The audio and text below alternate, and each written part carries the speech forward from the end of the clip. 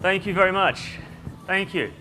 That song that's playing in the background there is by Tom Petty. Recorded it in 1989 with George Harrison. Funny story behind it, but the song Don't Back Down, it's all about defiance against oppression. It's used often, and they play with Tiananmen Square, 9/11. They play with of how people stand up for what they believe in against the odds. And there's a line, well, I know what's right.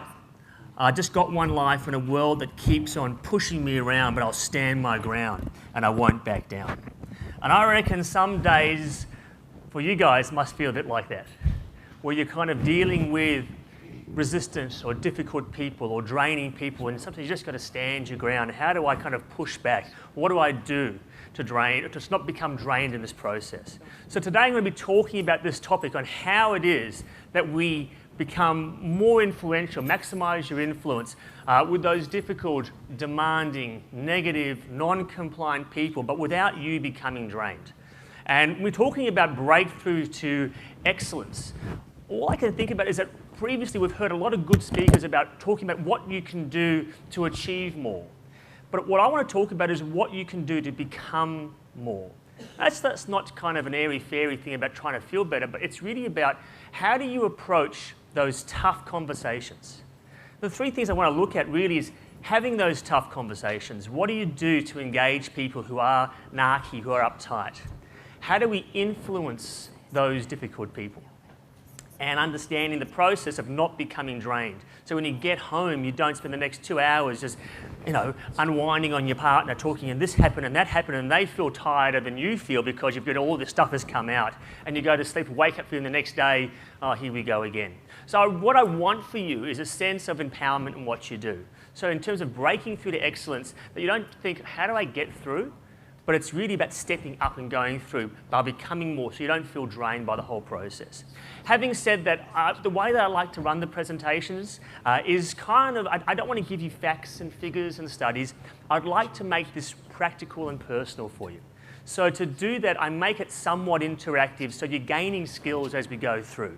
Having said that, I promise we won't be doing any shoulder massaging, tree hugging and group chanting, which I know may disappoint some of you, yes, I know. But we will make it somewhat interactive. So to kick things off, can I ask you to take your right finger, point up like this, and point to yourself. Then look at the person next to you and say, mate, it's all about me. It is. It's going to be all about you. I got 3 questions I want to start by asking you, and just if you could to raise your hand if these questions make sense to you. So number 1, who ever before has felt tense after dealing with demanding and intense people? Who's that before? A few. Thank you. Who before has ever felt drained after dealing with people who are negative and complain? Is it, you've had, all right, thank you. Who in the past feels a bit annoyed and frustrated dealing with those people who dominate the conversation and talk over you and don't listen? Who's had that before? Okay. And who's had all these things, but you're just sort of too tired and stressed to put your hands up right now? Is it a few of you? Yeah, okay. I reckon that people are the lifeblood of business. However, some people are a joy to deal with, and some people are exhausting to deal with. And I reckon what we need to do is look beyond the person. To be able to deal with people more effectively and be more influential, we can't focus on the person. We've got to look beyond, because I reckon there's a lot that we don't see that's beyond what's determining their behaviour. Think of it like this. Take your thumb, hold your thumb up like such, and I want you to stare directly at your thumb. Now as you stare at your thumb, can you see that the background is blurry? Yep, okay. Now keep looking, but I don't want you to stare at your thumb. I want you to look beyond your thumb. So kind of look at the back of the room. Look past your thumb. As you're doing that, do you notice how your thumb becomes a bit more transparent? It's kind of harder to see. Thanks, put your hands down. This is kind of the idea. I would like you to look past the person. What's the big picture behind the behaviour that allows you to take control of how you influence, allows you to take control of the way in which you respond to people? Because I reckon this. I reckon that people are not their behaviour. That what you see is rarely what you get. And I know some people say, no, that's just who I am. What you see is what you get. There's a lot that we don't see that's behind behaviour, that causes a person to do what they do. And if we can read that, if we can work out what that is, we can become so much more effective in being positively influential with them. I also reckon that it's not personal, that people's behaviour is not about you. And the moment you make it about you, you've missed the point. You're looking too close. So we've got to learn how to understand that it's not about you. And finally, it's important we need to widen our perspective, because we've got to see beyond what is obvious. When I say widen your perspective, I want you to understand that whatever you focus on is what you see. And if we have only one way of doing things, one way of handling people, we only have one set of tools. And I say this because of my background. After finishing my psychology training, I became a practitioner in shiatsu, which no, is not a dog. But shiatsu is like acupuncture, but without needles. And I had my own practice for 7 years and worked with about 4,000 people in that time. And shiatsu is it's a natural, ancient Japanese way of helping the body to heal and remove tension. And worked with about 4,000 people over that time and learnt that pressure affects everything.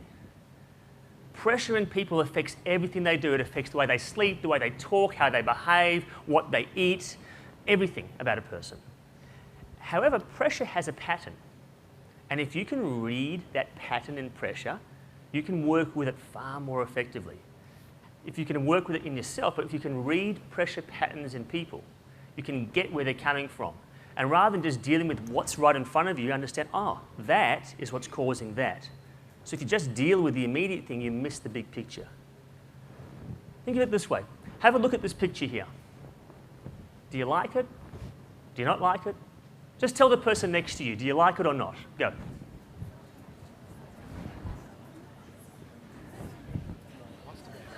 All right, let me see a show of hands. Who likes it? Okay, who doesn't like it? Who doesn't really give a damn either way?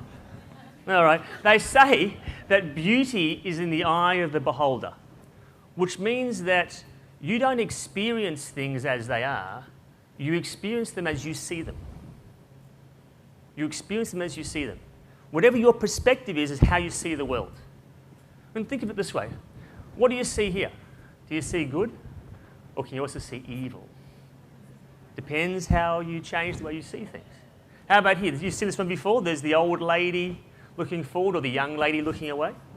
Change the way you see it, you'll see something different. What about this one here? Can you see the elderly couple? Yeah. What about the two Mexicans in their face? Yeah. And now you see the two Mexicans, it's hard to see the elderly couple after that. Again, you change the way you look at something, it widens your understanding of how things can be seen. Okay, is this a fish or a girl? Can you see the fish? What about the girl? What if I do this? You see? I think it was psychologist Abraham Maslow who said that if the only tool you have is a hammer, you tend to see the world in terms of nails.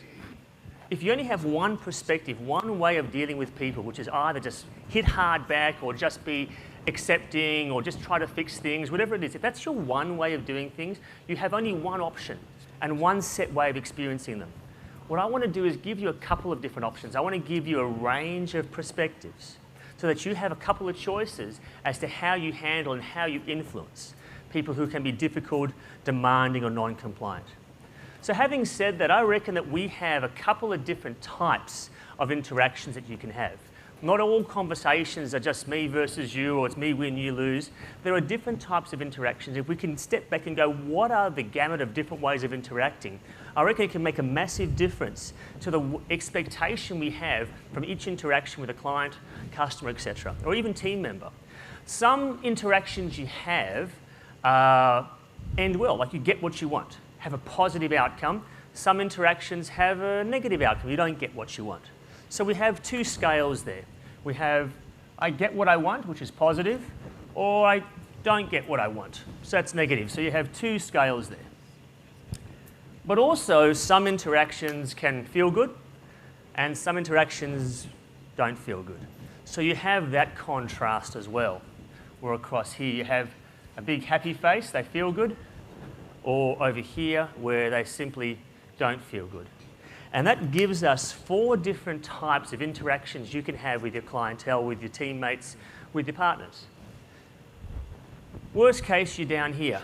if you're having an interaction down here, you're not getting the outcome that you want, and it's not feeling good.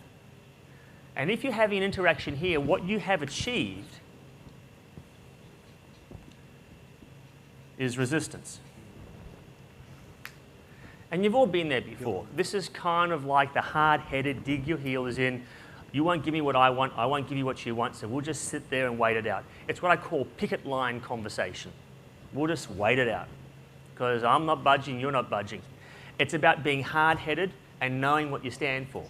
The thing is, though, sometimes you have to be there. Sometimes you've got to have a resistance type of conversation. It's unfortunate, but you've got to be there sometimes. Alternatively, you may have a conversation up here where you are getting the outcome that you want, but not all parties are happy. And if you're having a conversation up here, what you have achieved is compliance. Do it because I said so. It's my way or it's the highway. And that's sometimes if you have certain deadlines to meet, certain forms to fill in, it just has to be done that way. And you know, you've got to basically be somewhat forceful or highly persuasive to say, do it this way. What I would call taking the dog to the vet kind of conversation. It's like they're kicking and screaming backwards and you're pulling forward. It's like, come on, I know you don't want to, but you've got to do it this way. Sometimes you have to have those compliance conversations. Again, they're uncomfortable. And if you're the sort of person that doesn't like uncomfortableness, that doesn't want to go to those tough conversations, this is going to be a tough place to be. But sometimes it's a really important place to be if you want to be more influential, because there is more chance of getting what you want, and you have to be there sometimes. Some conversations are down here, where you're not necessarily getting entirely what you want, but at least it feels good. And if you're having a conversation down here where kind of everyone's happy, what you've achieved is compromise. Some people really need to learn that skill of how to help people get what they want so you can kind of get what you want. It's sort of a win-win scenario. I mean, or sometimes it's kind of win-lose to a certain degree, but if your objective is to create harmony around you, then that's the sort of conversation you want. If you want to end up a conversation that everyone feels like they're getting something, you want to think, how do I get this conversation to compromise?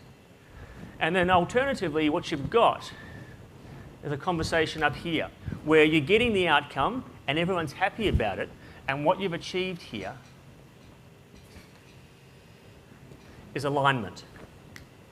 And that is where people are empowered to follow your direction, your suggestion, that you get what you want and they're happy to give that to you.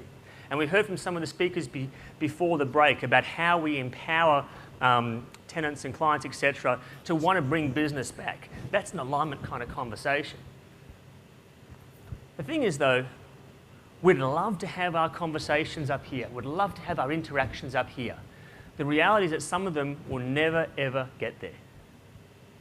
That's the sad part. Some will never get there. Some will maybe get as far as here. Some may stop here, and some may just sit here for a period of time. The thing is, each of those types of conversations have a value to it. Sometimes resistance is important. If you're standing for something, sometimes compromise is important to create harmony. My question for you is, where would you see the value of each of those types of conversations? Can you think of an example where a compliance conversation is the most important one to have? Can you think of an example where having a compromise type of outcome is an important one to have? So what I'd like you to do, take a minute, have a chat with the person next to you, and just see if you can brainstorm one example for each of those types of conversations. Now, you may be sitting next to someone that you know or that you don't know. So what I'm going to ask you to do is to introduce yourself in a very particular way. So what I'd like you to do is just to turn to face the person next to you. Please look deeply in their eyes, but take your hand off their thigh as you do this, please. And please say to them, you are very lucky because you're about to be working with the most attractive person in the room. That's it. If it's not true, just change partners. You can do that. Take a minute, have a quick chat, an example for each of those types of conversations. Go. And time. Thank you. Please thank the person next to you. Nice. I'd be curious, what examples did you find for the different conversational types? When is it appropriate, so when do you think it's useful to have this sort of conversation, for example? Could someone volunteer? What did you find? Yes?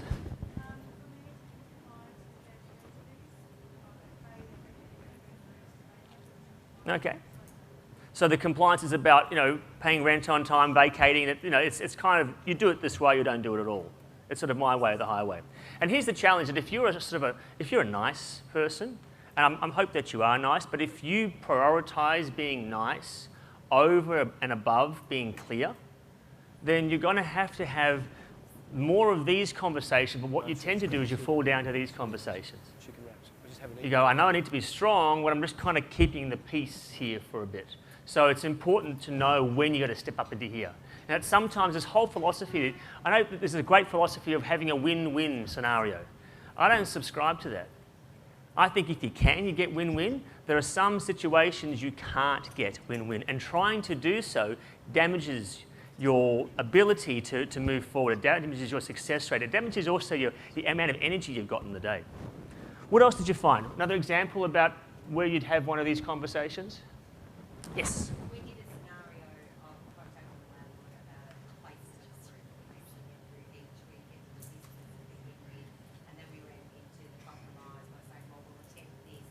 So then that was the compromise, and then we went into the compliance of, we've attempted it, it hasn't worked, we now need to replace the roof, and then the alignment of, we've got you the 3 quotes, this is the best outcome for you. So did a scenario on one different thing goes to your board. Very nice. So for those that couldn't hear, it was talking about a conversation about trying to replace the roof with a landlord. Yeah. So they said what they actually did is they took the conversation through. They started here, it then kind of moved to here. It then said, no, we've got to do it this way, and then eventually brought them along this way. And that's a great example of looking at what I would call a conversational path. If you can read the person and you can work out what stage they're at, you can work out how do I move them to a different level.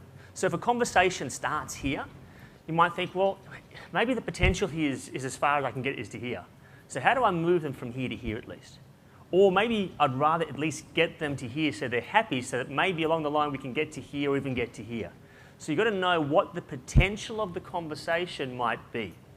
And one of the challenges is understanding that if you want to move your conversations across this way, you want to have more alignment and compromise, that requires a shift in how you communicate. If you want to have more compliance and alignment conversations, moving it up this way, that requires a shift in how you influence.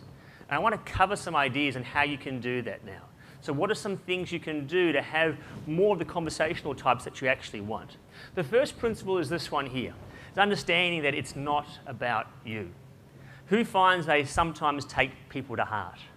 Oh, come on, who takes people to heart? Oh, I do, absolutely. Because sometimes you just can't help it. You're putting your heart into something and you just do.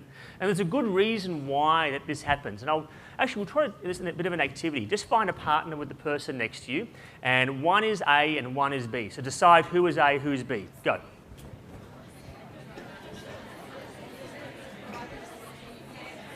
Good. Usually the assertive person goes A, by the way, just so that you know that. What I'd like you to do is to face your partner, please, and put your own hands together like such. And what I'd like you to do is to rub them and get them nice and hot, get them nice and warm. That's it. So we're doing this for a reason, get them nice and warm, nice and warm. Now, in a moment, I'm going to ask the A's to put their hands about 10 centimetres apart, not yet. And I'm going to ask the B's to put one hand in between their hands, and without touching them, see if you can feel anything. Okay, get them nice and warm, and go. A's 10 centimetres apart, B's one hand between, and see if you can feel anything. All right, go. Rub them again, rub them again, rub them again. This time we'll change it over. This time we'll put the B's to have their hands 10 centimetres, and the A's one hand in the middle. Go. B's 10 centimetres apart. A, one hand in the middle. See if you can feel anything. All right, good. Thank you for doing that. Please thank your partners again. Can I see with a show of hands who actually felt something from that? Yeah? Man, what did you feel? Heat. Who else got heat? from that? Interesting. Who got something different to heat? Tingly. Who else got tingly? Sort of. So you should have been sitting in this section here. You got heat and tingly. Who got something different to heat and tingly? Anything else? What did you feel? Sorry? Like a vibrating sound. Sorry, you should have been in that row. Is it true that there are some people that when you work with them, talk to them, deal with them, you get a good feeling from them? It's empowering. You feel happy just by being around these people. It's true. There are some people that are great. And by the way, with that activity, can I ask who actually felt nothing from that?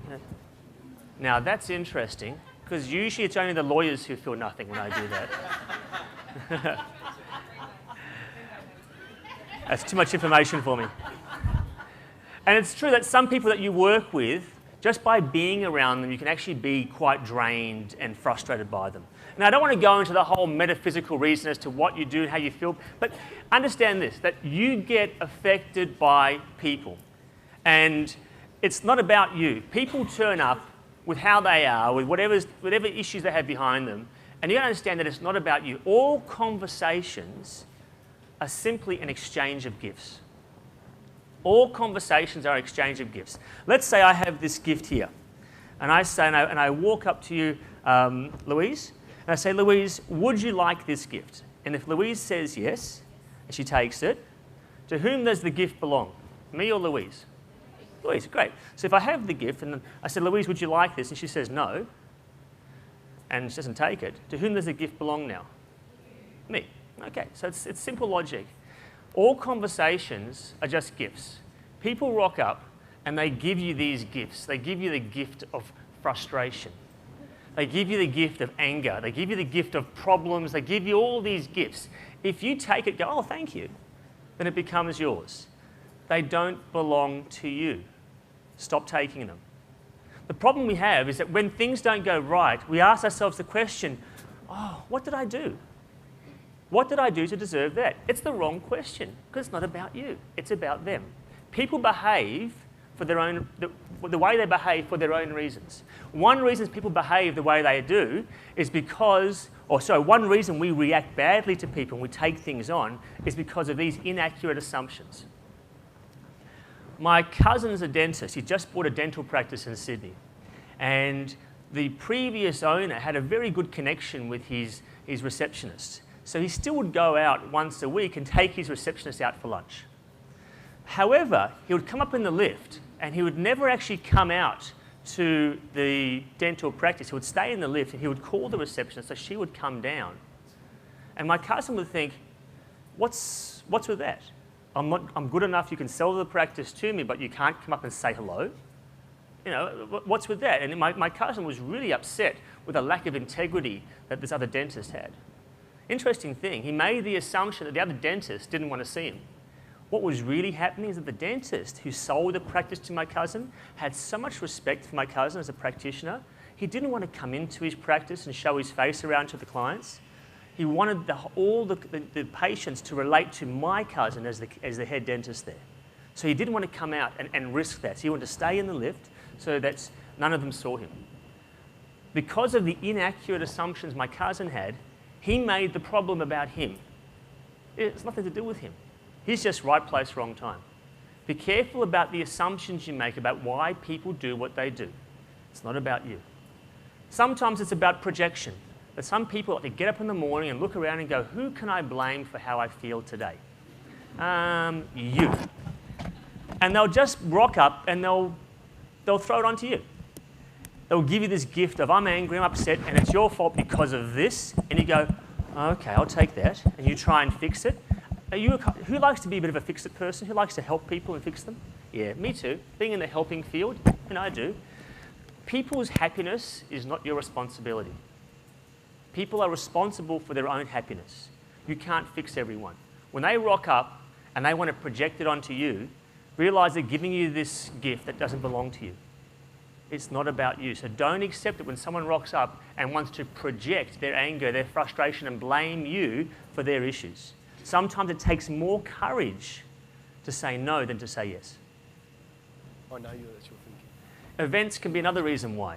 We don't know what has just happened to a person before you've dealt with them. They may have had a flood, but they've lost some precious stuff, or they really don't have any money left to do, and they've got problems with their relationship, and whatever it might be. There may be a series of events that have just happened. They've had a fight with their spouse, their kid is sick, they haven't slept, that has impacted everything that they're saying and doing right now.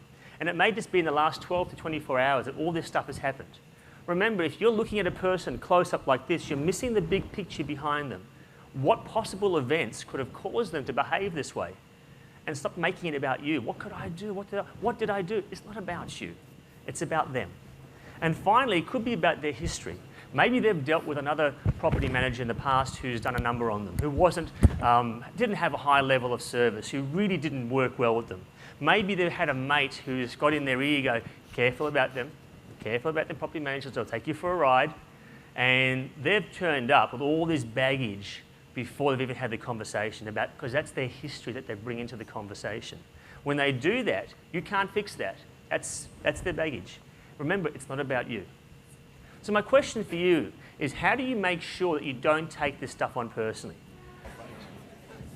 So I'm curious, who actually would like to just to reflect openly about which one of these plays the biggest role? Who would like to just give me some feedback? Out of these four, which one do you reckon plays the biggest role for you? Yes. Sorry, inaccurate assumptions? Yep. Did you have something else different to say, or was it the same one? Yeah, inaccurate. Inaccurate assumptions tends to be a very popular one because we think that we know.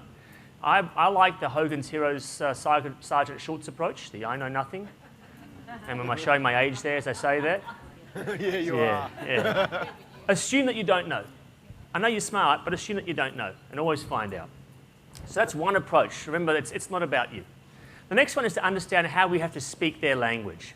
I remember years ago going to a property seminar where the guy at the front was trying to dumb down the understanding that if you buy property close to the city, it's worth more than if it's not close. And he was trying to dumb down the whole process. So he explained to us, you know, it's all about sort of if the suburb is near to the city or far from the city. So he said, for example, you know, near Camberwell is worth more than far Camberwell. He says, and near Hawthorn is worth more than far Hawthorn. He goes, and near Kew is worth more than?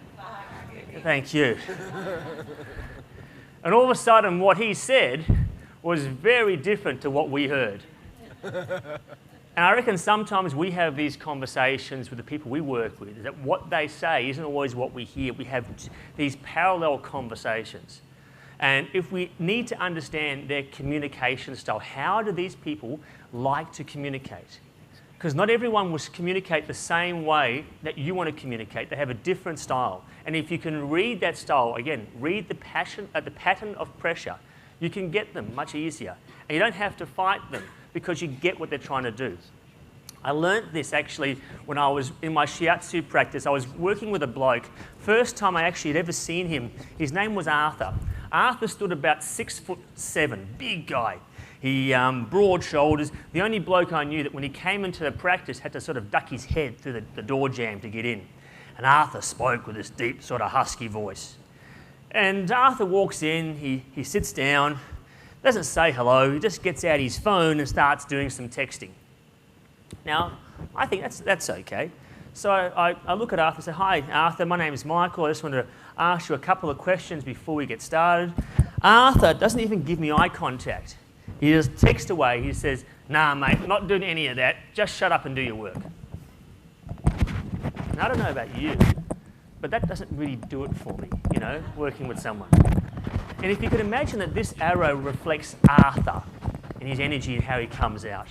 When someone is like that with me, man, I don't need the tension. I'm happy to do something like this, just to totally go into a mode known as an avoider. You do your thing, I'll do my thing, but I really don't want to deal with you.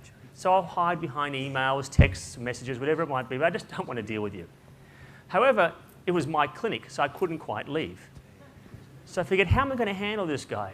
I thought, it's okay, I'll be professional, I'll be calm, I won't bite, I'll just let him do what he does and I'll just be accommodating. So what I did is I went into a mode that looked a bit like this. Went into a mode that allowed Arthur to do what he does and I was just accommodating. And he was rude and abrupt and non-compliant. And at the end of an hour session of working with Arthur, mate, I felt absolutely drained. Like I needed to lie down. Have you ever had those conversations with people who drain you so much? Every day. Yeah. But at the end of that session, Arthur books in for another treatment. Yay. I'm racking my brains, how do I deal with this guy? So as he comes in a week later, I think, oh, I know what my problem was. My problem was I was way too nice and accommodating. And what I needed to do here is be a bit firmer with him. So in my infinite wisdom, I decided, when Arthur comes in, I'm going to do this. If he is rude with me, I'll be rude with him. If he is abrupt with me, I'll be abrupt right back. You know, really professional, you know. How you... So we went through a stage, and I went to a mode known as an asserter. Well, I just didn't take any nonsense. I was just very clear. And at the end of the hour of working with Arthur, I didn't feel drained. No, I felt worked up. Because it was like we just hit heads the whole way through. But Arthur, at the end of that, books in for another session. And I'm thinking, how do I get rid of this guy? He comes in a week later. Arthur does what Arthur does best. He comes in, he sits down, he's non-compliant, doesn't talk, we work with him, get nothing out of him. At the end of the session, the guy sits down, takes out his phone, and just starts doing some texting. Now, at this point, I've honestly had a gutful. I've been nice, polite, just done everything that I can. And I turn to him, I say, mate, why do you come here? I mean, honestly, why do you come? I don't seem to enjoy what you're doing. You don't seem to get any benefit. Why do you keep coming back? And for the very first time, Arthur puts away his phone. And he gives me eye contact. And he stands up, all 6, 7 of him. He looks down at me. I look up at him. And he walks around, he puts his hands in his pockets. And I was sure he was going to pull out a knife or something. And his shoulders just drop. He goes, oh, mate, I'm really sorry. It's just that a couple of months ago, my wife died. This is the only relief that I get. This poor guy was suffering.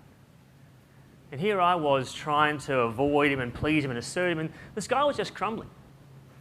And what I needed to do in this particular situation was something that looked a bit more like this.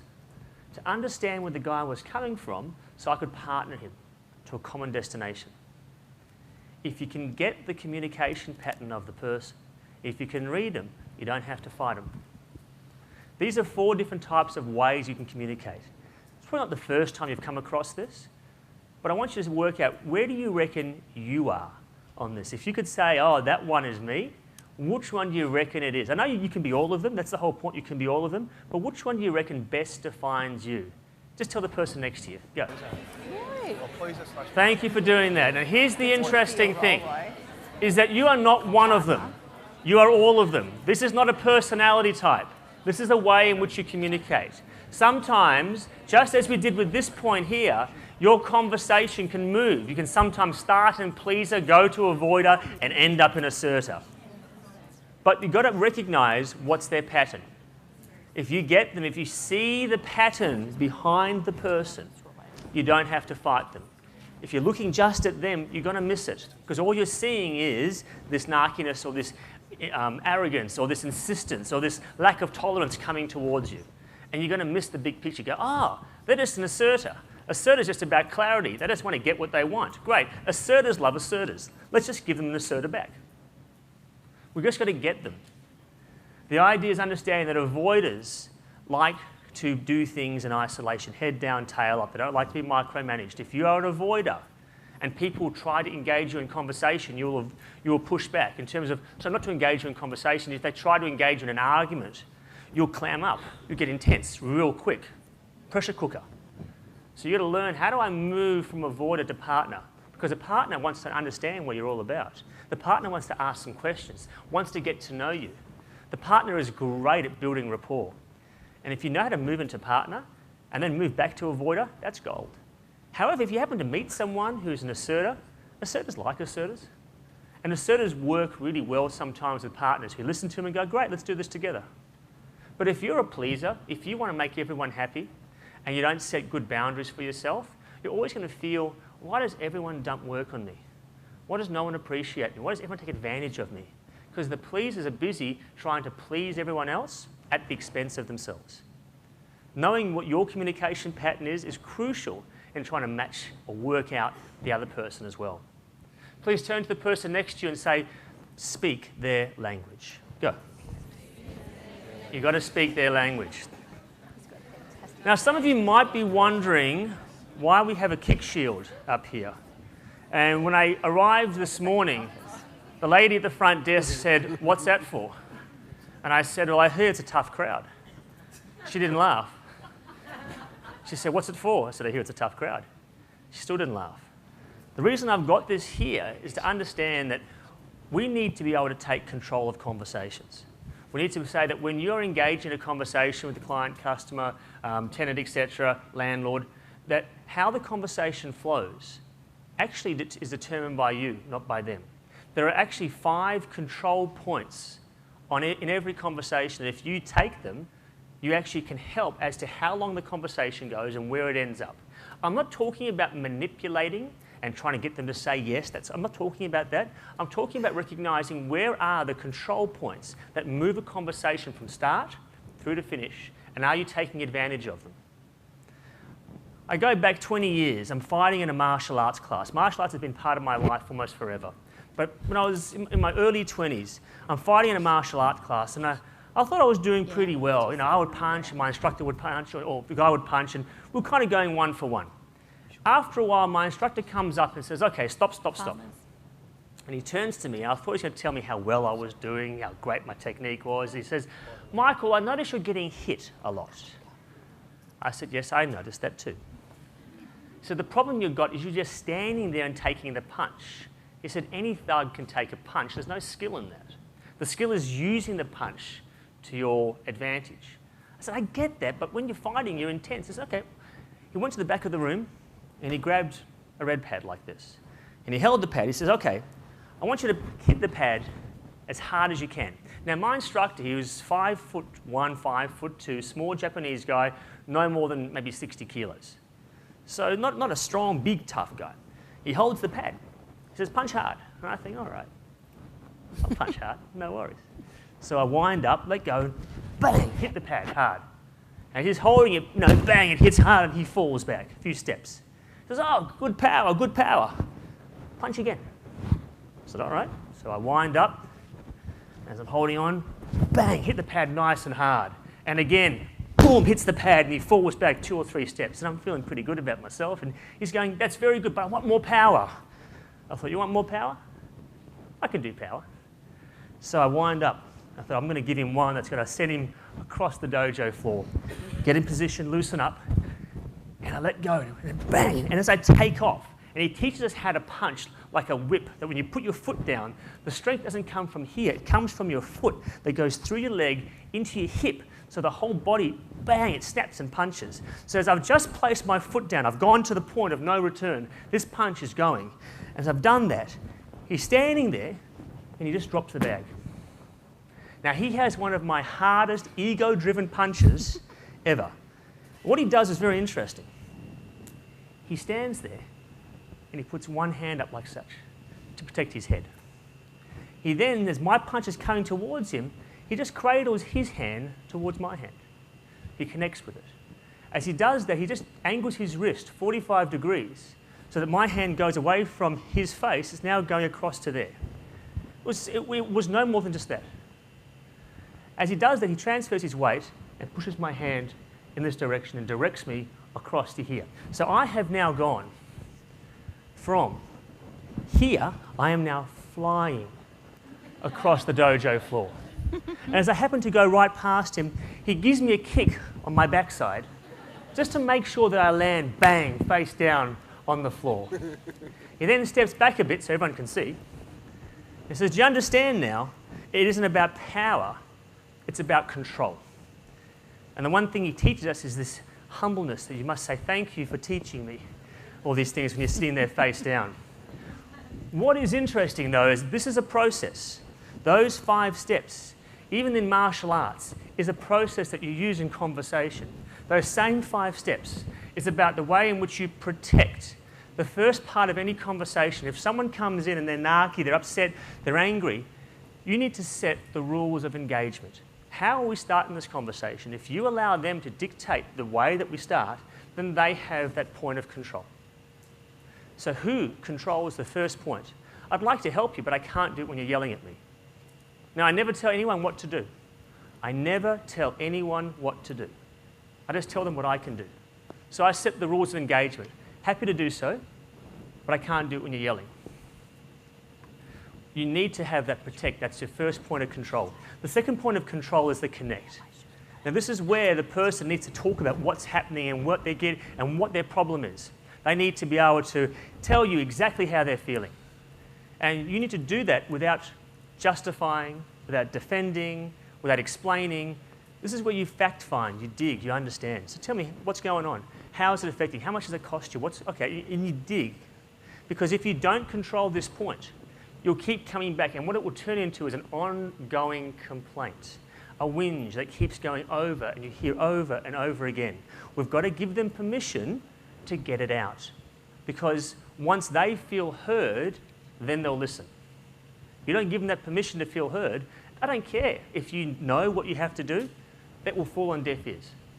Which is why this next point, the reflect, when my sensei did this, he just simply reflected his wrist, a fraction. It's that pivot point. This is the pivot point in a conversation. If you miss this step, you'll botch the whole thing up. This is where you need to summarize and get agreement, which simply is about this. Then you do that. If you miss that, if you start with protect and you miss all that foreplay in the middle and go straight to direct, then you're going to botch it up because a person won't feel heard. They need to feel heard for you to be able to be useful and to be able to actually get your point across. Now, in direct, once again, I actually don't say, right, you need to do this, this, or the other. There's your choices. I say, look, if you do this, here's the outcome. If you do it that way, here's the outcome. It's up to you, but I would recommend A over B. But always give people a choice. You think about it. The moment someone tells you what to do, you want to do it? If you get told, nah. I was one of those kids at school, you tell me what to do, just because you told me I won't do it. And a lot of adults are just kids in drag, just big kids. So I'd never tell someone what to do. And finally, that last step there, you need to eject. You need to step back and go, okay, once all is said and done, if it can be fixed, great. If you can't fix it, if it's a win-lose situation, if it's a compliance situation, you have to be happy with that. Don't invest all your time chatting with your colleagues and your friends. What else could I have done? You have a little chat, try and brainstorm, and then let it go. Become emotionally available for the rest of your day. Question is, which one of these steps could you be doing better to maximising your influence? I know you're probably doing them to a certain degree, but which one of these steps could you be doing better to maximising your influence with those difficult, demanding, or negative people? Have a 1-minute chat to the person next to you. Which point could you do more of? Go, 1 minute.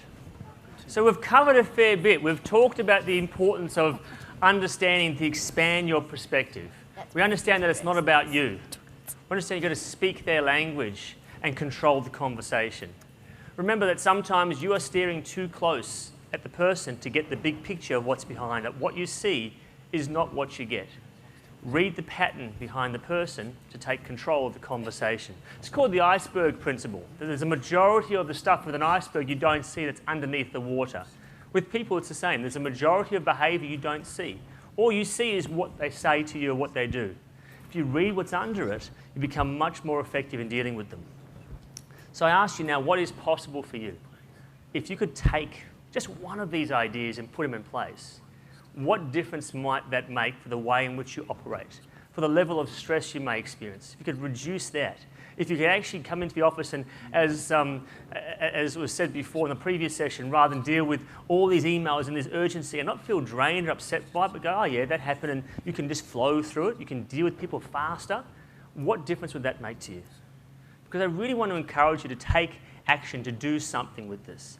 Because this has only been a 60-minute session. And I can't teach you everything in 60 minutes. The reality is that you will forget about 80% of what I've spoken about today in the next 4 days. So I could have made this a whole lot shorter. They say that knowledge without action is kind of like having no knowledge at all.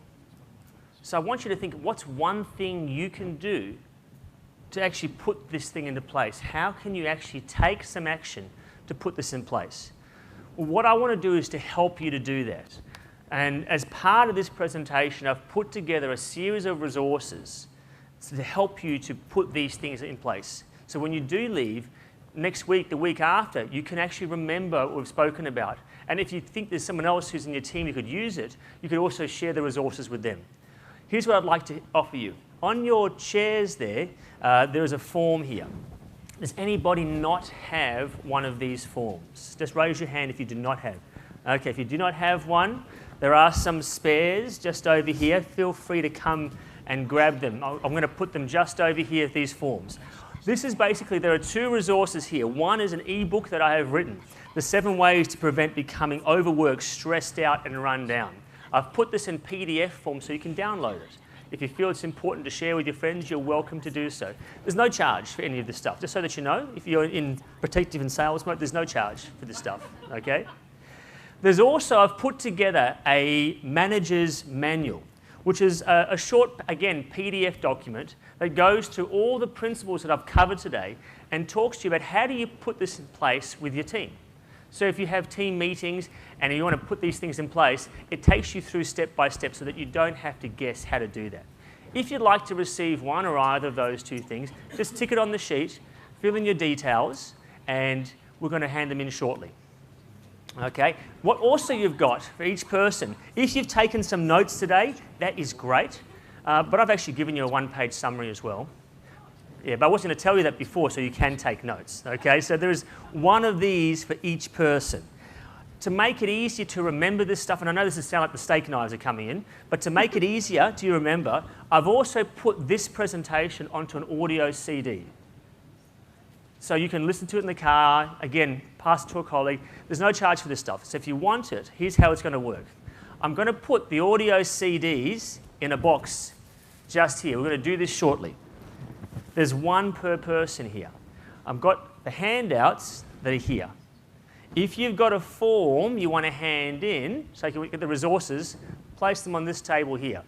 What I'm going to ask you to do, before we do any of that, find yourself into groups of 5. So make yourself groups of 5. Go. Okay, groups of 5. In your groups, please point to the leader. Point to the leader. Great. The leaders. So the leaders, do you know who you are? All right, leaders, I'd like you to work out how many people are in your group, and what the leaders are going to do, they're going to collect the sheets from everyone. They'll put the sheets in here. The leaders will then come and grab enough handouts and CDs for each person. We'll have 2 minutes to do that. Go. So leaders come up. Handouts. Do you want to stick a tune? Hey, do you want to stick a tune on? Stick a tune on for 2 minutes? Can you? Just anything. You get creative. Here we go. And make sure it's a marker. So just grab. Come around this side if you need to.